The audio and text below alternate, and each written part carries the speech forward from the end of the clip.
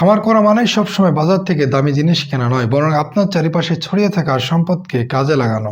আজ আমি এসেছি বাঁশ বাগানে। আমাদের গরু এবং ছাগলের শেডের চাল তৈরির জন্য আজ আমরা বাঁশ নির্বাচন করব।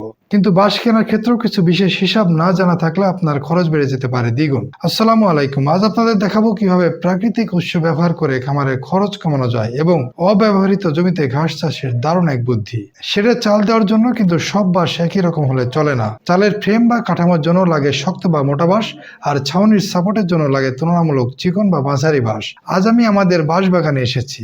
এখান থেকে কিছু বাঁশ নির্বাচন করব। তবে সব বাঁশ আমাদের এই ঝাড় থেকে কাটবো না, কিছু বাঁশ আমরা কিনবো। আমাদের এলাকায় বাঁশের দাম তুলনামূলক কম। একটি মজবুত মোটা বাঁশের দাম 150 টাকা, মাঝারিগুলো 120 টাকা, আর চিকনগুলো 100 টাকা বা তার কমে পাওয়া যায়। জায়গা ভেদে এই দামে কম বেশি হতে পারে, তবে আপনি যদি সরাসরি বাগান থেকে কিনতে পারেন তবে অনেক সাশ্রয়ী হবে। আমরা চেষ্টা করছি আমাদের নিজেদের সম্পদ আর বাজারের সংমিশ্রণে সবচেয়ে কম খরচে শেড নির্মাণ করা।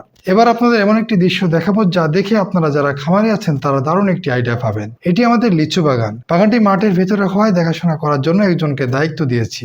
গাছ যখন ছোট ছিল তখন তিনি এর সাথে সাথী ফসল হিসেবে সবজি চাষ করতেন, কিন্তু এখন গাছগুলো অনেক বড় হয়ে যাওয়ায় ছায়ের কারণে সবজি চাষ ভালো হয় না। তাই তিনি বুদ্ধি বের করে এখানে ঘাস লাগিয়েছেন। দেখুন ঘাসগুলো কি দারুণ এবং সুন্দর হয়েছে। লিচু বাগান থেকে আমরা বছরে একবারই ফল পাই, কিন্তু এই ঘাস চাষ আমাদের সারা বছর গরুর খাবারের যোগান দিচ্ছে। যাদের জমি পড়ে আছে বা বড় ফলের বাগান আছে তারা চাইলে এভাবেই ঘাস চাষ করতে পারেন।